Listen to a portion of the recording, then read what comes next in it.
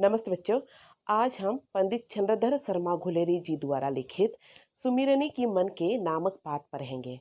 सबसे पहले हम जो लेखक है यानी कि जो घुलेरी जी है उनका संक्षिप्त में जो जीवन परिचय है, साहित्यिक परिचय है, उन पर हम प्रकाश डाल लेते हैं। गुलेरी जी समालोचक, निबंधकार तथा कहानीकार थे।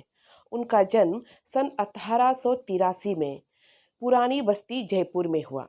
वे बहुभाषाविद थे यानी कि अनेक भाषाओं का ज्ञान गुलेरी जी को था और वो संस्कृत के पंडित थे। प्राचीन साहित्य तथा पुरातत्व गुलेरी जी का प्रिय विषय था। भाषा विज्ञान में उनकी गहरी रुचि थी। गुलेरी जी की जो साहित्यिक जीवन की यात्रा है उन्हें हम चार प्रमुख पड़ाव पर देख सकते हैं।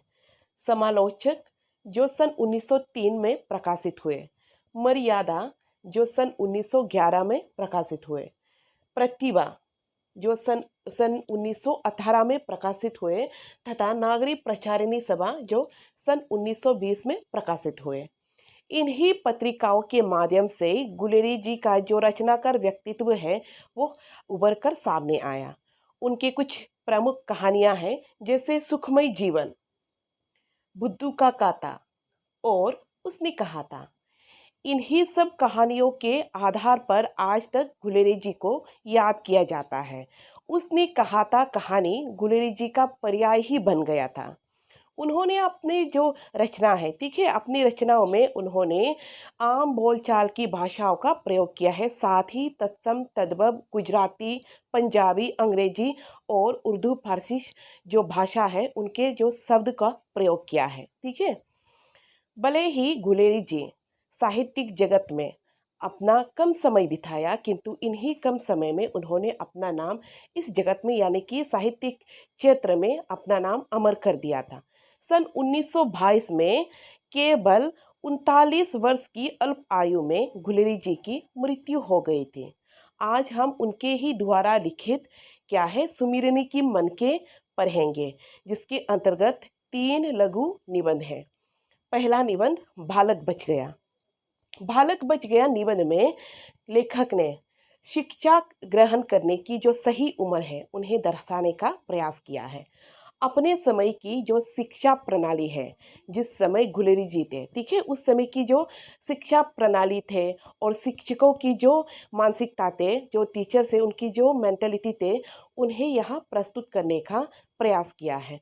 अपने जीवन की अनुभवों को प्रकट किया है यानी कि गुलेरी जी ने इस क्या है निबंध के माध्यम से अपने जीवन की उसके अपने, ठीक है, खुद के जो जीवन के जो अनुभव है यानी कि जो लाइफ एक्सपीरियंस है उन्हें प्रकट किया है।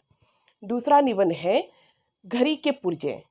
घड़ी के पुर्जे में, ठीक है, इसमें क्या है घड़ी का उदाहरण देखें। धर्म के साथ घड़ी का उदाहरण देते हुए लेखक ने क्या है धर्म के रहस्य को जानने पर धर्म आचार्य द्वारा लगाए गए प्रतिबंधों को प्रस्तुत किया है।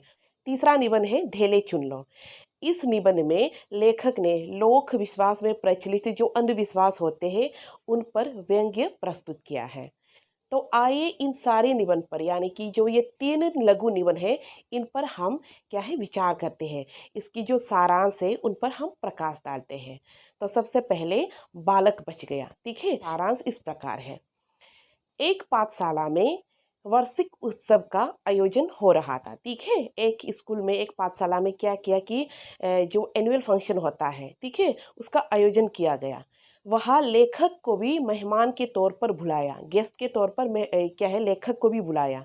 लेखक वहाँ गए, देखा कि वहाँ बहुत सारे लोग हैं, भरे भरे लोग हैं, स्कूल के जो छात्र हैं, स्टूडेंट्स हैं, वो भी मौजूद है। उसके बाद जो अध्यापक है, स्कूल के जितने भी अध्यापक हैं वे भी वहाँ मौजूद है और जो स्कूल के जो प्रिंसिपल है वो भी बैठा हुआ है। लेखक जब देखा, ठीक है, लेखक भी उस समारोह में मौजूद थे, तो वो देखा कि स्टेज पर, मंच पर एक बच्चा खड़ा है जो केवल 8 साल का है, ठीक है। 8 साल का जो बच्चा है वो मंच पर खड़ा है। वो उसी स्कूल के जो प्रिंसिपल है उसी का बेटा है, उसी का अपना बेटा है, ठीक है। तो देखा कि वो बच्चा क्या है, उसका जो नज़र है वो ज़मीन पर गड़ा हुआ है, वो ज़मीन पर ही देख रहा है, सामने देख ही नहीं रहा है, क्योंकि उसके भीतर डर था। बहुत सारे लोग थे, ठीक है। बहुत बड़े बड़े लोग थे, क्या है वृद्ध, क्या है महाशय लोग थे। तो क्या है कि बच्चा डर गए थे, किंतु वो चुपचाप खड़ा था। ऐसा लग रहा था कि उस स्कूल के जो अध्यापक है और जो प्रिंसिपल है, वो उस बच्चे को, ठीक है, उस 8 साल के जो बालक है, उन्हें नुमाइश कर रहा है, उसका क्या है नुमाइश कर रहा है। वो खड़ा था और उन्हें ऐसे ऐसे प्रश्न पूछे जा रहे थे जिसे शायद बड़े बूढ़े भी जवाब नहीं दे पाएंगे, बड़े लोगों के पास भी शायद उनका उत्तर नहीं होगा। ऐसे प्रश्नों के उत्तर क्या है वो 8 साल का बच्चा दे रहा था। जैसे कि धर्म के 10 लक्षण, ठीक है, उसको बताओ। धर्म के जो 10 लक्षण है उन्हें भी बता डाला, ठीक है। उसका प्रश्न पूछा गया तो उन्हें भी जवाब में दे दिया। उसके बाद कहा कि 9 रसों की उदाहरण, ठीक है, 9 रसों की उदाहरण देने को कहा। बच्चे ने उन्हें भी दे दिया, ठीक है, उसका भी उत्तर दे दिया। फिर कहा कि पानी के 4 डिग्री के नीचे, ठीक है, पानी के 4 डिग्री के नीचे शीतलता कैसे फैल जाती है, ठंडक कैसे पड़ जाते हैं, उनका भी जवाब बच्चे ने दे दिया। फिर कहा कि उन्हीं शीत में, उसी ठंडक में मछली अपनी प्राणों की रक्षा कैसे करते हैं, उसका भी जवाब बच्चे ने दे दिया, ठीक है। इतना ही नहीं, अब ये भी पूछा कि चंद्र ग्रहण के जो वैज्ञानिक समाधान है वो क्या है। बच्चे ने उसका भी उत्तर दे डाला। फिर पूछा कि इंग्लैंड के जो 8वें हेनरी है, 8वें हेनरी के कितने स्त्रियां थे और उन स्त्रियों के नाम बताओ, उनका नाम भी बता डाला, ठीक है। अब अंत में पूछा कि पेशवाओं की कुर्सीनामा, पेशवाओं की कुर्सीनामा को बताना है, डिटेल्स में समझाना है, विस्तार में समझाना है। वो भी बालक ने बता दिया, ठीक है, समझा दिया। अब सारे क्या है, सारे लोग वहाँ बैठे हुए थे, बहुत खुश हुए। चारों तरफ वाहवाही बची, चारों तरफ ताली क्या है बजने लगी, ताली की गूंज क्या है बजने लगी। किंतु लेखक चिंता था, दुख था, ठीक है, क्योंकि उन्हें लग रहा था कि वो बच्चा, ठीक है, वो बच्चा उसका जो भविष्य है, जो बच्चा, जो 8 साल का बच्चा जो इतने सारे प्रश्नों के उत्तर दे रहा है, उसका जो भविष्य का जो गला है उसको गोथा जा रहा है। वो स्कूल के जो अध्यापक और उनके अपना ही जो उसके उस बच्चे के जो अपने ही पिता जो प्रिंसिपल है, वो उस बच्चे का जो भविष्य है उसका गला गोत रहा था, ठीक है। तो लेखक उसे देखकर चिंता व्यक्त करने लगे। फिर इतने में ही एक वृद्ध महाशय, ठीक है, वृद्ध महाशय बच्चे के सामने आया, उस बालक का सर सहलाया। फिर पूछा कि तुम्हें क्या इनाम में क्या चाहिए, तुमने इतने अच्छे प्रश्नों के अच्छे अच्छे उत्तर दिए हैं, तो अब बोलो कि तुम्हें इनाम में क्या चाहिए। अब क्या है, बच्चे ने तो इनाम के लिए सीखा नहीं था। अब तक जितने भी वो जो प्रश्नों के उत्तर दे रहा था, उसे तो पता भी नहीं था कि वो प्रश्न क्या है और उसका उत्तर का के अर्थ क्या है। वो तो बस क्या है, रटे रटाए जो उत्तर है उसे क्या है प्रस्तुत कर रहा था। अब क्या है कि वो अध्यापक और जो प्रिंसिपल है उसके साथ एक चूक हो गया, एक भूल हो गया कि वे लोग क्या है उस बच्चे को ये नहीं बताया कि तुम्हें इनाम में क्या मांगना है, ठीक है। अब तक तो जैसे वो वे चाहते थे, स्कूल की जो अध्यापक प्रिंसिपल जैसा चाहता था वैसा ही बच्चे खुद को प्रस्तुत किया। जो अपनी जो स्वाभाविक जो रूप है, अपना जो नेचर है, उसे लोगों के सामने प्रकट नहीं किया, वे लोग जैसे देखना चाहते थे वैसा ही किया। अब क्या है, जब इनाम का समय आया, अध्यापक और जो प्रिंसिपल है वो तो इतनी उम्मीद कर रहे थे कि ये पढ़ाई के पुतला, जिसे उन्होंने पढ़ाई का जो पुतला बना के रखा है, वो शायद इनाम में मोटा मोटा क्या है किताबें मांगेंगे, पढ़ाई से जुड़े हुए कुछ चीज़ें मांगेंगे, ठीक है। किंतु बच्चे चुप रहा। कुछ देर चुप रहने के बाद अपने वो बच्चा ने जो है अपना गला साफ किया, ठीक है खास कर इस तरह से, ठीक है इस तरह से अपना गला साफ किया और धीरे से आवाज़ निकला, लड्डू, ठीक है। उन्होंने इनाम में लड्डू मांगा। वो अपना स्वाभाविक जो है इच्छा था, ठीक है। तब क्या है, लेखक लड्डू सुनते ही लेखक जो है क्या है चैन की सांस लेने लगे। वो चिंता से मुक्त हो गए। उनको लगा कि अब तक जिनका जो जिस बच्चे का जो क्या है भविष्य का जो गला घोंट रहा था, जो बच्चा जो क्या है दबाव में था, ठीक है, वो अपना असली रूप, ठीक है, अपना जो स्वाभाविक रूप है, जो नेचर है, उसको दिखा दिया था, उसको प्रकट कर दिया था उन्होंने इनाम में लड्डू मांग कर, ठीक है। अब क्या है कि लेखक क्या है खुश हो गए, वो चैन की सांस लेने लगा था। इस निबंध के जो मुख्य उद्देश्य है वो ये है कि शिक्षा ग्रहण करने का सही उम्र होता है, ठीक है। हर व्यक्ति का शिक्षा ग्रहण करने का सही उम्र होता है। उन्हें क्या है उम्र से पहले कोई भी शिक्षा, कोई भी ज्ञान लादनी नहीं चाहिए। शिक्षा का बोझ किसी भी बच्चे पर लादनी नहीं चाहिए। ठीक है, शिक्षा को मनुष्य की जो मानस विकास है, जो क्या है मेंटल डेवलपमेंट है, उसके लिए शिक्षा को प्रस्तुत करना है। तो यही इस क्या है निबंध का मुख्य क्या है उद्देश्य है। दूसरा निबंध है घड़ी के पुर्जे। सारांश इस प्रकार है। धर्म उपदेशक जो धर्म के जो आचार्य हैं, वे जब क्या है उपदेश देते हैं धर्म के विषय में, तो कहते हैं कि बातों को गहराई से जानने की इच्छा हर व्यक्ति नहीं करनी चाहिए। जो कुछ उपदेशक या आचार्य बताते हैं उसे चुपचाप सुन लेना चाहिए और उन्हें स्वीकार कर लेना है और ग्रहण कर लेना है। और वे घड़ी का उदाहरण देते हैं। देखिए आगे वे जो धर्म के जो आचार्य है उपदेशक है, वो घड़ी का उदाहरण देते हुए कहते हैं कि यदि आपको समय जानना हो तो जिसे घड़ी देखनी आती है उनसे समय पूछकर अपना काम चला लो। लेकिन आप इतने से संतुष्ट नहीं हो तो खुद घड़ी देखना सीख लो। किंतु मन में यह इच्छा नहीं करनी चाहिए कि घड़ी को खोलकर इसके पुर्जे निकलकर उनको गिनकर उन पुर्जे को यथा स्थान ठीक है लगाकर घड़ी बंद कर दे। यह काम साधारण व्यक्ति का नहीं है, यह विशेषज्ञों का काम है, एक्सपर्ट का काम है। इसी प्रकार धर्म के रहस्य को जानना भी केवल धर्म आचार्यों का ही काम है। ठीक है, इस प्रकार से वे धर्म के जो आचार्य है, धर्म के जो उपदेशक है, वे उपदेश देते हुए कहते हैं। किंतु लेखक इन सब बातों का विरोध करते हुए कहते हैं कि घड़ी खोलकर तीख करना कठिन काम नहीं है। ठीक है, साधारण लोग भी ठीक है और बहुत से लोग भी घड़ी को खोलकर तीख करना सीखते हैं और लोगों को सिखाते भी हैं।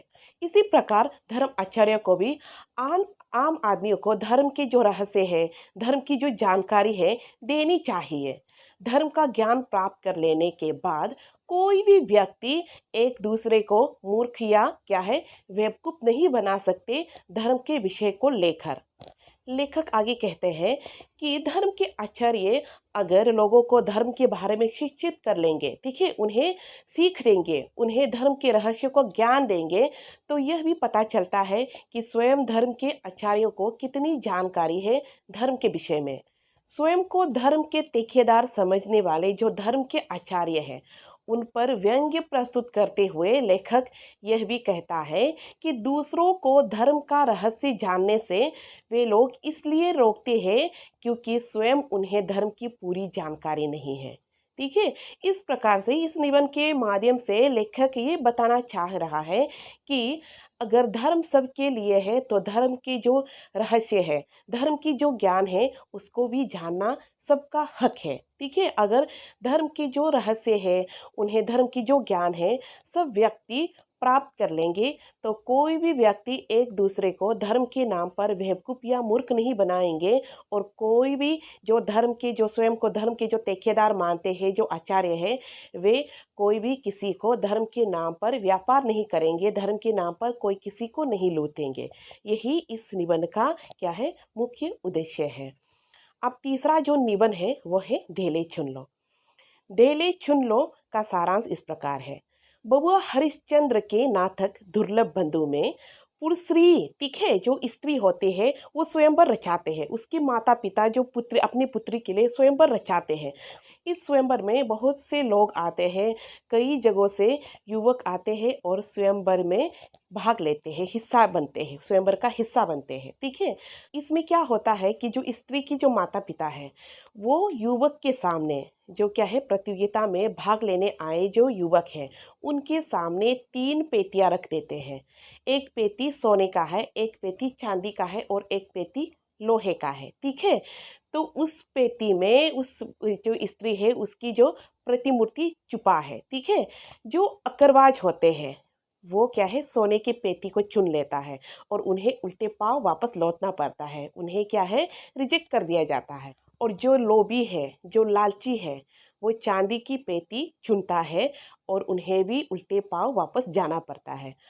और जो सच्चा प्रेमी है, जो क्या है जो सच्चा प्रेमी है, जो अच्छे व्यक्ति है, ठीक है, जो ईमानदार है, वो लोहे की पेटी को चुनता है और वो खुशी खुशी उस युवती के साथ ब्याह रचाकर अपने घर उन्हें ले जाते हैं।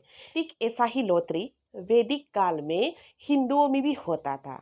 जो युवक पढ़ लिख कर स्नातक कर लिया, ठीक है, यानी कि ग्रेजुएशन कर लिया, अब उनका उम्र जो है शादी योग्य हो गया है, शादी करने की योग्य हो गया है, शादी करने का जो उम्र है वो हो गया है, वो क्या करते हैं कि सुबह सवेरे नहा धोकर सज धज कर उस स्त्री के माता पिता के घर जाते हैं, जिस स्त्री के साथ उसकी जो विवाह का जो बात चल रही है, ठीक है, विवाह की जो बात चल रही है, उस स्त्री के घर जाते हैं। वो क्या है, उस स्त्री के जो पिता को गाय बेत में दे देता है, एक गाय गिफ्ट में दे देता है, और वो युवक अपने साथ क्या है, कुछ मिट्टी के ढेले लेकर आते हैं। उस मिट्टी के ढेले में से एक को युवती को चुनना पड़ता है, ठीक है। अब युवती को पता नहीं है कि वो मिट्टी के ढेले कहाँ कहाँ से लेकर आए हैं, ठीक है। युवक को ही पता है उन्होंने ये ढेले कहाँ से और किस मिट्टी से बनाकर लाए हैं। एक ढेले जो बेदी की मिट्टी है उनसे बना है, ठीक है, और जो खेतों की जो मिट्टी है उनसे बनाया हुआ एक ढेला है, और फिर जो क्या है गौशाले है, गौशाले की जो मिट्टी से बने एक ढेला है, और जो शमशान है, शमशान जो शमशान घाट होते हैं, ठीक है, शमशान घाट की जो धूल के मिट्टी से बने एक ढेला है। अब स्त्री को, युवती को उस ढेले में से एक चुनना है। तो कहा जाता है अगर वो युवती क्या है बेदी के मिट्टी के बने ढेले चुन लेता है तो उनका जो संतान है वो क्या है पंडित और ज्ञानी होंगे। अगर वो खेतों की बनी ढेले चुन लेता है तो माना जाता है कि उनका संतान क्या है जमींदार होंगे। अगर वो गौशाले के मिट्टी से बने चुन लेंगे तो क्या है, तो माना जाता है कि उनके संतान जो है पशुओं का धनी होगा, ठीक है। अगर गलती से उन्होंने अगर मसान की यानी कि शमशान घाट की जो धूल से बनी मिट्टी के ढेले अगर उन्होंने चुन लिया तो ऐसा माना जाता है कि वो अशुभ है, ठीक है, उसे अशुभ माना जाता है और उस लड़की के साथ वो ब्याह नहीं रचाते हैं। तो लेखक यहाँ इस बात का विरोध करते हैं। वो कहते हैं कि ये अंधविश्वास है, सरासरी अंधविश्वास है। भविष्य के बारे में हम वर्तमान में कैसे जान पाएंगे, ठीक है, भविष्य के बारे में सोचकर हम अपने वर्तमान को कैसे बर्बाद कर सकते हैं। इस बार अगर लड़की ने शमशान की जो धूल की मिट्टी से बने जो ढेला है उन्हें चुन लिया और उनकी शादी क्या है रद्द हो गई, कैंसिल हो गई, उन्हें वो युवक छोड़ कर चला गया, तो ऐसा भी हो सकता है अगले बार जो युवक आएंगे वो भी ऐसे ही 4 ढेले लेकर आएंगे, और लड़की ने इस बार अगर वो बेदी की जो मिट्टी से बनी ढेले चुन लिया तो उसकी शादी हो जाएगी। तो पहले जो भविष्यवाणी उसके ऊपर देखा है वो तो गलत हो गया ना, गलत ठहर जाएगा। और जिस इंसान के साथ हमें ज़िंदगी बितानी है, ठीक है, जिसको हमें अपना अर्धांगिनी बनानी है, तो उसका जो चयन जो है एक मिट्टी के ढेले से क्यों करें, मिट्टी के ढेले चुनकर अपना जीवन साथी का चयन क्यों करें, ठीक है। इस प्रकार से ये अंधविश्वास है। तो इसका लेखक ने यहाँ इस निबंध में बहुत ही रोचक ढंग से और व्यंग्य तरीके से प्रस्तुत किया है। तो ये तीनों ही निबंध जो इस बात के अंतर्गत है, ठीक है, तीनों ही जो लघु निबंध है ये समाज के मूल समस्याओं पर आधारित है, और उन्हीं समस्याओं को यहाँ लेखक ने बड़े ही रोचक ढंग से और व्यंग्य तरीके से प्रस्तुत करने का प्रयास किया है।